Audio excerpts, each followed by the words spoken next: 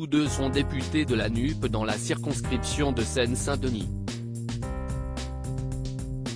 Raquel Garrido et Alexis Corbière ont en commun leur fonction à l'Assemblée nationale et leur étiquette politique, mais pas seulement puisqu'ils sont, en dehors de l'hémicycle, en couple. Ils se sont mariés en juillet 2000 et ont eu 3 filles.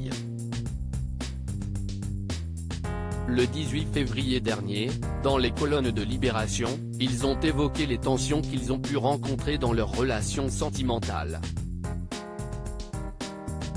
Alexis Corbière a reconnu que certains traits de caractère de son épouse ont pu, à une certaine époque de leur relation, être source de tensions, mais qu'au final, ils se sont avérés des atouts.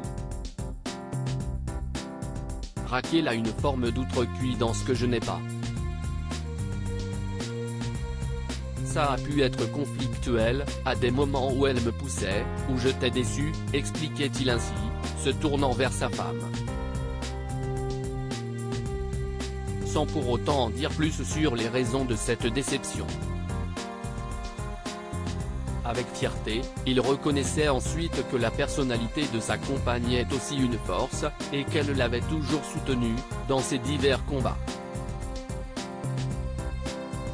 Pour Raquel, c'était une évidence que je pouvais être député. Normalement en politique, personne ne te dit « quand je te regarde, j'y crois », a-t-il affirmé auprès du quotidien, reconnaissant. Une jeune militante qui avait flashé sur Alexis Corbière. Pour rappel, Alexis Corbière et sa femme se sont rencontrés alors qu'ils étaient des membres de syndicats étudiants.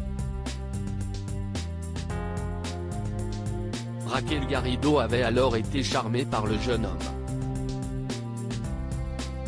Outre le fait qu'il était exceptionnellement beau, il avait une douceur et une gentillesse que n'avaient pas d'autres militants, racontait-elle sur le plateau de l'émission Ça commence aujourd'hui, diffusée sur France 2 en septembre 2020.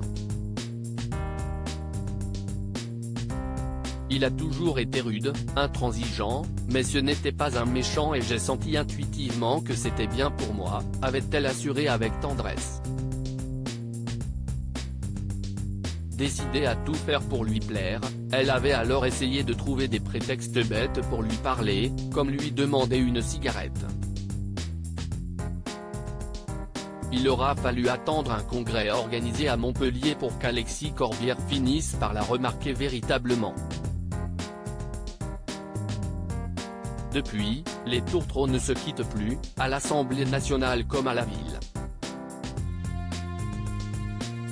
Article écrit avec la collaboration de 6 médias Crédit Photo, Coadic Guirec.